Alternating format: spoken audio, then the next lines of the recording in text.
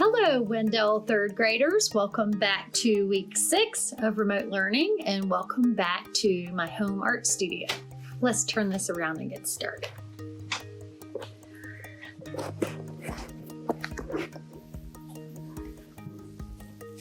Okay, so the past several weeks we have been learning about the elements of art and reviewing the elements of art. And we've talked about line, shape, color, texture, value, and there are 2 more left. This week, we're going to focus on form. Now, form is very closely related to shape, but there's a big difference. Now, form is, let me read this to you. Forms are 3-dimensional. They have length, width, and height, and can be viewed from many angles. Forms have volume and take up space. So what that basically means is that forms are 3-dimensional. Shape is 2-dimensional. Now these are obviously 2-dimensional because it's on a piece of paper, but lines were used to create the illusion of form. So when we look at these, let's look. This is supposed to represent a pyramid, rectangular prism, a cylinder, a cone, a square, and maybe a hexagonal prism. I'll have to look that up. But these you learn a lot about in geometry. Form is 3-dimensional. Now, I don't see a sphere on here, but a sphere is a form, and it's 3-dimensional of a circle. A shape, circle, sphere is the 3D version of a circle, a form. Okay, so that's the main difference between shape and form.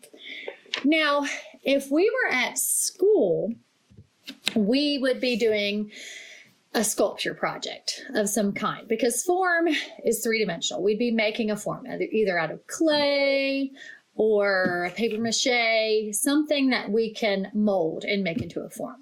But because we're at home and I have no idea of the things you have, we're going to use line and value to create a form on paper. Okay? So let me show you my final project. Now look, I made a cone using value, which is light and dark, lines, 2 diagonal lines and a curved line, a light source, and then I just added some little lines on here to give it some texture or some value so it doesn't look just plain and white. So for this project, I chose to make a cone. Now, you're going to be choosing a shape, and you're going to make it look 3-dimensional. Okay, so I'm going to get my paper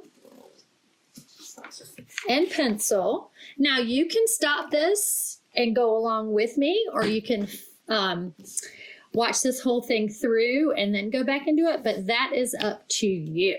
Okay, so I have my pencil, I have my paper, and I'm ready to go. Now for this project, I think I'm going to do a square first and then turn that into a cube. So if you're interested in that, you can definitely follow this along. Okay, so here we go. I'm going to put a square right here. Now I don't worry about using a ruler or a straight edge just because I know I'm not perfect and I'm not trying to be perfect. You can if you would like to. Okay, so I just drew a square. Now I'm going to take 2 diagonal lines and draw them out like this. Look, diagonal is side to side. Okay, now let's connect these with a horizontal's across like this. Okay, now I am going to come down here and I'm going to draw another diagonal that's as long as this one. So like this. There we go. Same angle. Doop, doop. Now here's a vertical line from here to here. Okay, now I have a cube. Look at that. Started out as just a square, but just by adding these little lines, it looks 3-dimensional. Okay, Now I'm going to draw my horizon line, which helps divide the space. It makes it look like the cube's sitting on a table or sitting on the ground in the sky. Okay, it's that simple. Right, now I'm going to choose a crayon color. For this one, I chose orange.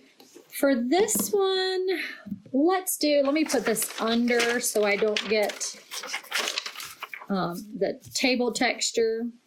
Okay, let's choose a blue. I like this turquoise blue. Let me try that. Yep, let's choose a blue. Now I might speed this up so you don't have to watch me color this whole thing, but I want you to pay attention to where I put the light and the dark. I'm going to choose a light source. So my light source is going to come from this direction because this is the front. So that means that these spaces are going to be darker right here and that there's going to be some kind of shadow right there. I lightly drew it in. Okay, so here we go. Sit back and relax and watch me color.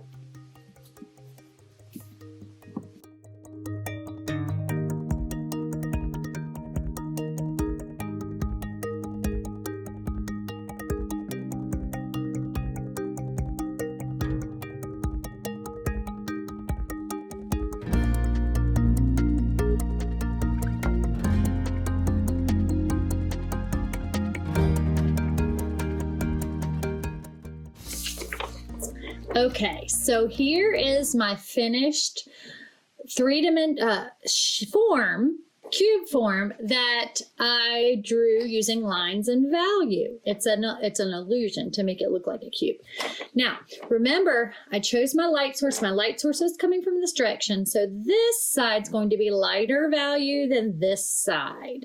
So that's why this side's darker. The light's coming from over here. And then I even have a little shadow. We'll go more into value when you guys get into 4th and 5th grade, showing those lights and darks. But for now, just practice. And then I added some lines down here and then just some color in the background. Now, you can tell the difference between these two. This one I took a lot of time, had good craftsmanship, and then this one I did semi-fast. Although they both look pretty good, this one I can tell is a more finished product. So there's nothing wrong with doing 2 or 3, practicing and taking your time to where you can develop good craftsmanship. Okay, so for this lesson, we learned about form and reviewed line and value and all the others actually. Okay, so in the meantime, I'd love to see your projects. Have a family member take a picture, email them to me at wyork@wcpss.net, or come visit us at my office hours every Monday, Friday from 2 to 3. Until then, stay safe and create, and I'll see you next week, Wendell 3rd graders. Bye, guys.